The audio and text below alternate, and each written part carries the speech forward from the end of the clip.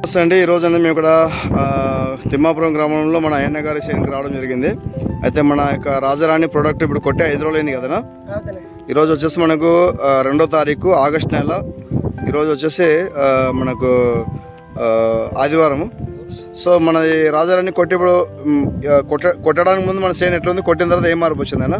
కొంచెం నలినా కింద తిరుగుతుంది పంతకు లెక్క. ఇప్పుడు బాగదే కొట్టే 5 రోజులే కదా, ఇప్పుడు కొట్టాక 5 రోజులు బాగా వచ్చింది కదా. మనకి ఇంప్రూవ్మెంట్ అనేది బాగా వచ్చింది. దాంతోపాటు మనకు బొంతాకంతా పోయింది. మనం పర్లేదా రాజారాణి కొట్టుకోవచ్చా? ఒకసారి మొక్కలు చూపించండి అన్న. ఇక్కడ రైతులు గమనించినట్లయితే మన ఇక్కడ మొత్తం కూడా చెట్టు 3 ఎకరాలు కొట్టినారు కదా.